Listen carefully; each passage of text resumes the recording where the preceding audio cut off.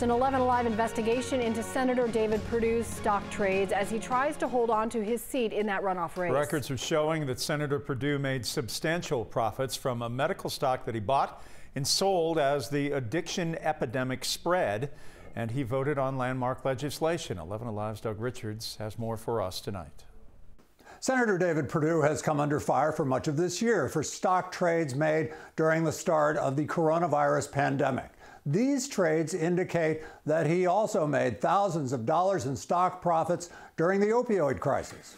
America is experiencing a historic epidemic. Nearly 5 years ago, the U.S. Senate Judiciary Committee convened to take its first hard look at the opioids crisis. Addiction to opioids. It was January 27, 2016. 7 days before this hearing, one of its members, Senator David Perdue of Georgia, bought more than $1,000 worth of stock in a medical device company called Halyard Health. One of Halyard's specialties was pain management alternatives to opioids. I have never seen anything like this in terms of the epidemic that we are facing. Video of the 3-hour hearing shows Perdue did not participate in it. But in 4 days prior to the opioids hearing, records show Perdue made 4 separate purchases of Halyard stock, valued between $4,000 and $60,000. Congressional records are deliberately vague about exact values. And Perdue kept buying. Records show he bought the same company's stock 6 more times through the end of February 2016.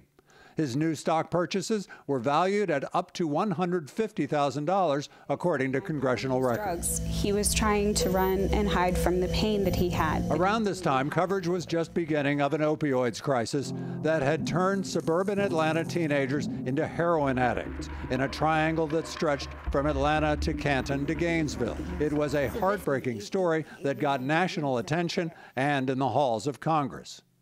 As the legislation moved through the Senate, Perdue started selling. The value of Halyard stock had climbed from as little as just over $24 when Perdue started buying to as much as $37 by midsummer when he sold it all off.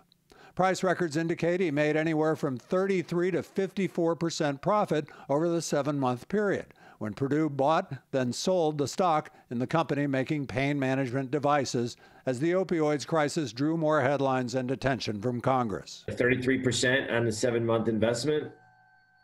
That's a terrific return. Perdue's wealth is no secret. He lives on Sea Island, an elite gated community on the Georgia coast. Roll Call reports most of his nearly $16 million of wealth is tied up in his stock portfolio, and his public disclosures reveal hundreds of stock sales and purchases year after year.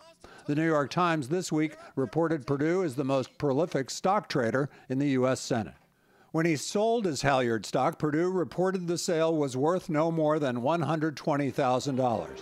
Real money for most Georgians, but a fraction of Senator Perdue's portfolio. I hope he's doing everything above board, and I expect that his trades will be under scrutiny, but it certainly doesn't look good. Senator Perdue's campaign told us this. Senator Perdue doesn't handle the day-to-day decisions of his portfolio. All of his holdings are managed by outside financial advisors, wrote spokesman John Burke. He also told us federal investigators looking into Perdue's stock trades have cleared him of any wrongdoing.